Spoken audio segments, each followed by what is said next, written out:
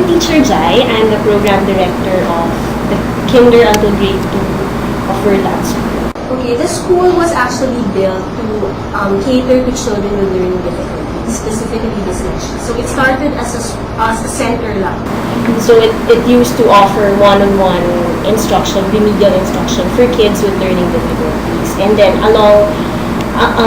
after how many years, they saw that there's a need to provide these kids with a complete school program wherein reading will be taught in every subject. Reading, because a lot of people think that reading is just really sounding out letters and being able to decode what the word is. Pero when you say reading, it has two aspects. There is the mechanical aspect, that's when you get to read the word, and then the comprehension part of it. So you can only say that a child is able to read when the child can say the word and understand what it means. Okay. Dyslexia is a condition, it's a brain-based condition wherein kids have difficulty reading and spelling. It's basically, it's when kids have reversals in terms of the letters or sometimes even numbers. So the letter D for them, they can perceive it as a letter T, or it can be as a letter B, or letters that look similar. They can interchange it. And then sometimes letters for them would move around. Alam nyo bang 1992 pa, meron ng eskwelahan dito sa Pilipinas para sa mga may dyslexia, ang World Lab School. The other teachers, they think the child is lazy, or other words pa they may think the child just really doesn't want to do the task.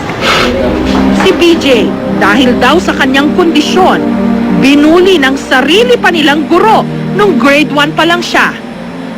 Sabi ko kung mabagal, ganon. Lahat ng mga mabagal na hayop. Yung pagkikita ko sa mga salita o ganon, ang nakikita ko lumilipad o kaya umiiba yung mga letters. Yung N na naging to U, yung M na naging to W, ganon. DJ came here grade 2, grade 1. He came here very non-reader ako, as a non-reader. I'm already 15 years old. I'm grade 7 right now, and I still have dyslexia, and now I'm gaining ADHD.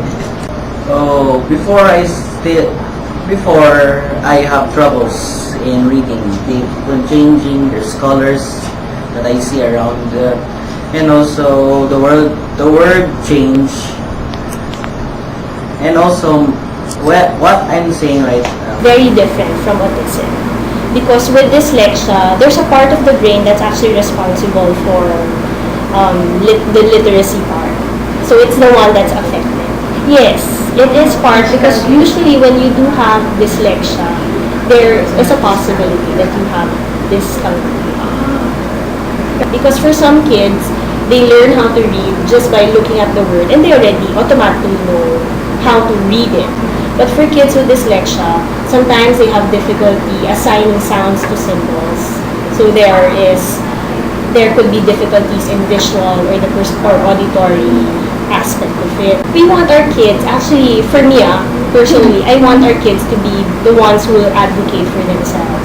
For example, storytelling events or making them be part of a project that would fundraise for those kids who are not actually able to come here to learn. Oh yeah, The Giver. Story of The Giver. There's one kid that's named Jonas. He lives in a community. Those community that doesn't have any feelings at all. But when he got elected, selected from the chief elder, he was given a chance to learn what is the real feelings and real pain in life. He's the one who receives the memory. Yes, sir. Of course, I want to have a college degree, and also, I want to be a future teacher in Manila. When you get that trust, you can already teach a person about anything. The very first thing that we had was the letter dash. So the letter dash is actually an awareness. It's a fun run to make people aware of what dyslexia is. Because some people, actually, we only have a limited number of people who know what dyslexia is. They are perceived, because these kids can go to the regular schools, to the traditional big schools. Pero they're perceived as being stupid, being bobo, slow learners, things like that. So we wanted people to see that it is a condition, it's a brain-based condition that can be addressed. So you can still expect these kids to learn whatever kids in the regular schools are learning, but their methods are really different. We can showcase that they can read. It's just, you just have to make sure that they have the right program.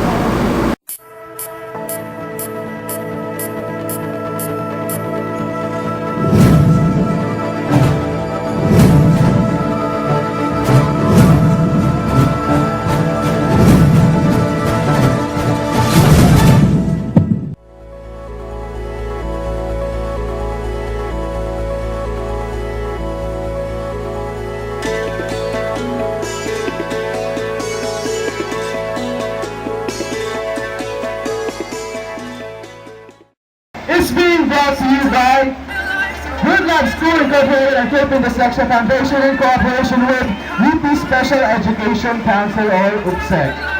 Alright, my name is AJ and I'm Bing and we are your hosts for today. So I'm pretty sure everyone is excited for this event to begin.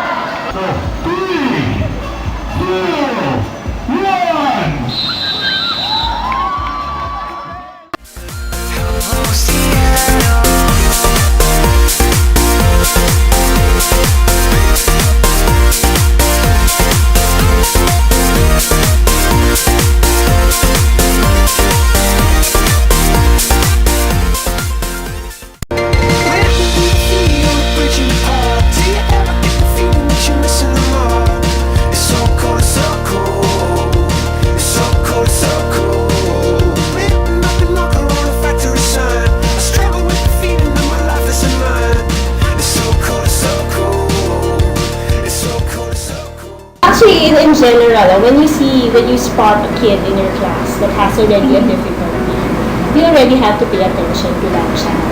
And then, not just, you shouldn't just be able to identify that he has a difficulty. You should know what the difficulty is and how you can address that difficulty. And we always tell our teachers here that when you address those difficulties, look into their strengths, because maybe you can use their strength for them to cope with that.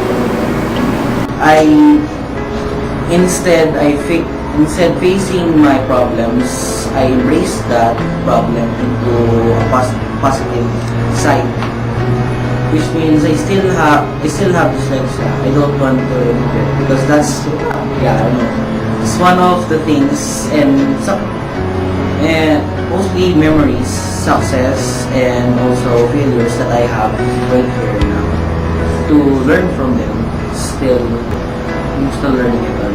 Just learn difficulties and possibilities, exceeding limits, and just try to not do anything that's not right.